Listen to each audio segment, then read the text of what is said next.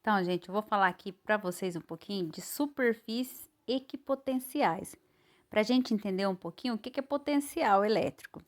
Aqui a gente tem uma carga positiva que está gerando um campo elétrico. E em volta dessa carga positiva aqui, ó, que está gerando um campo elétrico, eu vou colocar várias carguinhas, que a gente chama de carga de prova. A, B, D, E, então tá cheio de carguinhas. O que acontece, ó? Por exemplo, nessa região que tá essa carguinha A, se eu colocar outra carga de prova aqui, por exemplo, uma carga F, por exemplo, vou colocar uma carga F aqui, essas duas carguinhas de prova aqui, ó, elas vão adquirir a mesma energia potencial, ou seja, elas estão sofrendo influência da força elétrica causada por essa carga positiva. Essa força elétrica aqui vai fazer com que essas cargas de prova adquiram energia, que a gente chama de energia potencial elétrica. E em volta nessa região aqui, ó, todas as cargas de prova que eu colocar aqui, elas vão ter a capacidade de estar adquirindo a mesma energia, ou seja, aqui elas terão a mesma capacidade de realizar um trabalho. A gente vai falar que aqui tem um potencial, que essas cargas de prova têm um potencial. E esse potencial será o mesmo nessa região. Então, essa região a gente vai chamar de regiões equipotenciais. Então, aqui, à medida que eu vou afastando aqui, ó, eu vou ter outras regiões equipotenciais. E o potencial da carga, ou seja, a capacidade de realizar trabalho, vai diminuindo à medida que vai afastando a superfície. E as linhas de campo serão perpendicular às superfícies equipotenciais. Certinho? Aqui, ó. Quando temos cargas de prova com o mesmo potencial, a gente tem superfícies equipotenciais. E quanto mais distante as cargas de prova estiver da carga geradora do campo elétrico, menor será o potencial.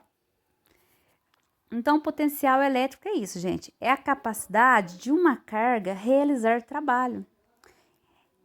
Está relacionado com a energia potencial elétrica. Essa energia potencial elétrica, gente, é adquirida pela carga de prova devido à força que é exercida pela ação da carga geradora do campo elétrico.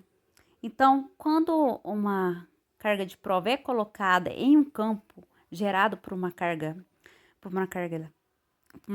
desculpa, gente, por uma carga positiva ou negativa, por exemplo, essa força vai fazer com que essa carga aqui, ó, adquira energia potencial, que a gente chama de elétrica. Essa energia depois vai ser convertida em energia cinética.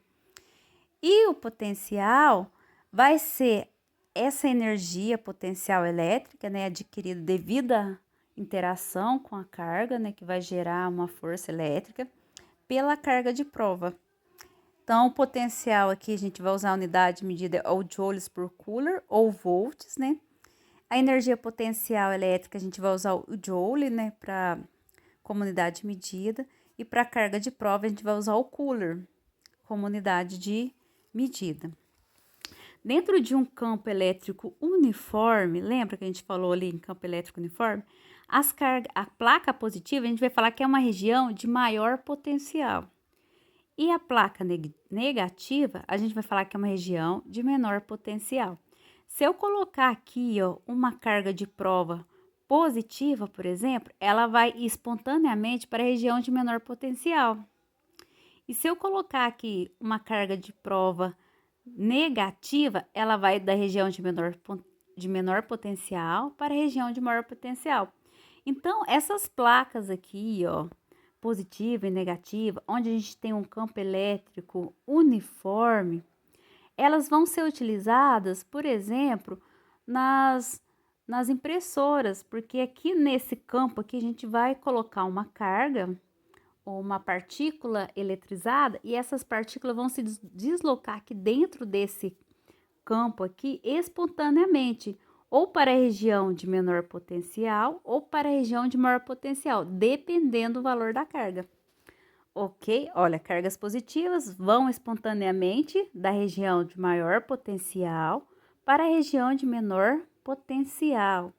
E cargas negativas vão espontaneamente da região de menor potencial para o maior potencial. Certinho? Espero aí que vocês tenham entendido. Até mais.